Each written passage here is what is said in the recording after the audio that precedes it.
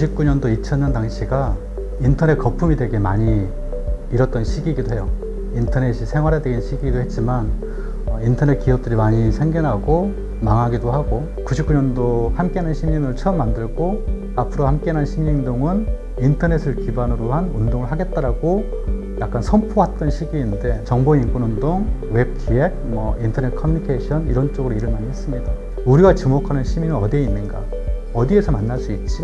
했을 때 그냥 피상적으로 거리에 있는 시민들, 직장인들, 소비자들 이렇게는 파악이 안 되는 거예요.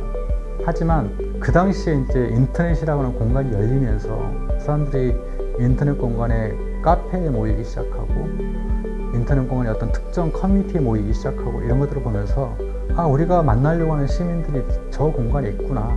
광장에서 시민들을 만나려고 하면 익명의 시민들밖에 대할 수가 없는데, 그 숫자가 비록 100명이든 1000명이든 우리가 직접적으로 만나서 소통하고 싶어하는 시민들은 어느 공간에 있다. 근데 그 공간이 지금은 디지털이라고 하는 공간인 것 같다. 물론 그 디지털에 있는 공간에 있는 사람이 오프라인 공간에도 있지만, 그 접점을 만드는 첫 번째 방식은 우리는 디지털로부터 시작하자, 이런 이야기를 하면서 자연스럽게 됐던 것 같아요.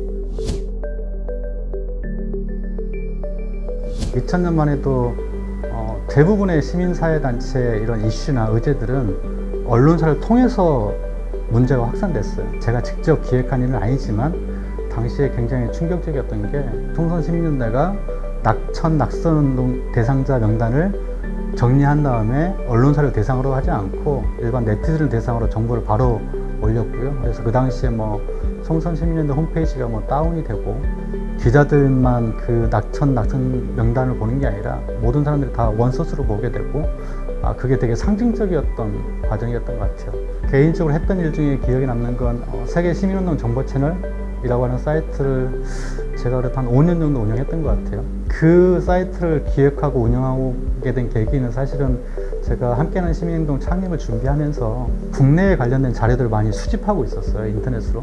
그때 알게 된 해외 단체들의 목록도 있었고, 해외 단체들이 만들어 놓은 자료집도 있었고, 여러 단체들의 정보 소식들이 있었는데, 그걸 이제 어떻게 하면 국내에 있는 활동가들하고 공유할 수 있을까, 이걸 고민하다 보니까 그걸 번역하게 되고, 번역의 양이 많아지다 보니까 저 혼자 감당할 수 없어서 번역으로 세상 바꾸기 카페를 만들게 되고 이랬는데, 그때 이제 깨달았던 것 중에 하나가, 모든 것은 정보로부터 시작이 된다. 특히 인터넷이라는 공간에서 정보가 가지고 있는 굉장히 힘이 크다라고 하는 걸 느꼈고, 닉스라고 하는 청바지 회사 아실 거예요. 99년도 그 시기가 굳이 인터넷을 중요한 업종으로 삼고 있지 않은 대부분의 기업들이 인터넷 시장으로 진출하려고 굉장히 많이 시도했던 시기이기도 해요.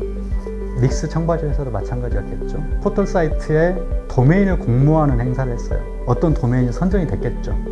근데 그 도메인이 알고 보니 닉스와 관계가 있는 어떤 회사의 직원이 소유하고 있는 도메인이라고 들통이 난 거죠. 그걸 그 안티닉스 운동을 시작하신 분이 알게 된 거예요. 본인도 참여를 했는데. 그래서 이제 그분이 안티닉스 사이트를 만들어서 이곳저곳에 그 문제에 대해서 쓰기 시작한 거죠. 운영자한테 연락을 취해서 그걸 한번 같이 파악해보고 기업도 만나보고 문제를 해결해보자, 이런 취지로 메일을 보냈던 것 같아요. 그래서 이제 결합하게 됐던 거고요. 결국엔 이제 닉스가 사과문을 발표하고 그 3억 원이라고 하는 돈을 환원하겠다, 이렇게 결정을 내렸고요. 전환점이 됐다고 생각하는 편인데, 뭐냐면 2002년도는 말씀하신 대로 악마라고 하는 아이디를 쓰는 분이 그 미군 장갑차에 의해서 희생된 분들, 그걸 위해서 우리 뭐라도 해야 되지 않겠느냐. 그냥 내가 혼자 촛불 하나 들고 광화문 교보문고 앞에 있겠다, 같이 참여해달라. 그게 이제 씨앗이 돼서 점점 퍼져나간 거잖아요. 그런 대규모 집회는 그 전에는 전국적인 조직 체계를 갖춘 어떤 연대체가 다 하자, 이렇게 제안을 하고, 그게 이제 전달이 되면서 단체들이 모이면서부터 시작된 집회가 대부분이거든요. 근데 2002년도에 촛불 집회는 시작이 달랐던 거죠.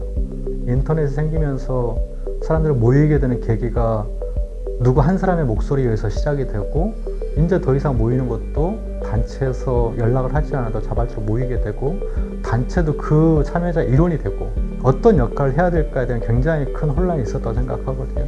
2002년도부터 17년 사이에 15년 동안 굉장히 3번의 촛불 집회를 거치면서 스스로 변화하기도 했고 반성하기도 했고 역할이 바뀌기도 했다고 생각해요. 단체의 역할은 주도자이자 대변자 역할에서 바뀌고 있는 거죠. 스스로 자기 목소리를 내고 행동하려고 하는 시민들을 어떻게 하면 서포트하고 지원할 것이냐, 그 다음에 그런 사람들이 목소리를 많이 낼 수 있는 판을 어떻게 깔아줄 거냐, 이런 쪽으로 많이 바뀌고 있다고 생각해요.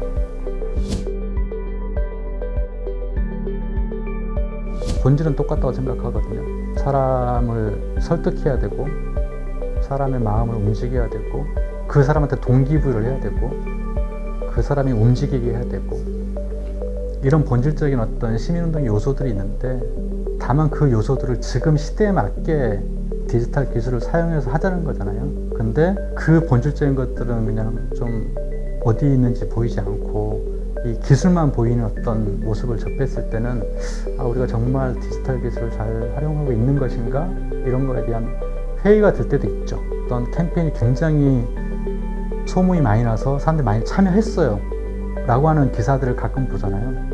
근데 많이 참여해서 결국에 뭐가 바뀌었지? 이런 맥락으로 봤을 때는 앞으로 가야 될 길이 좀 더 많이 남아있지 않았나, 이런 생각이 들 때가 있는 거죠. 네.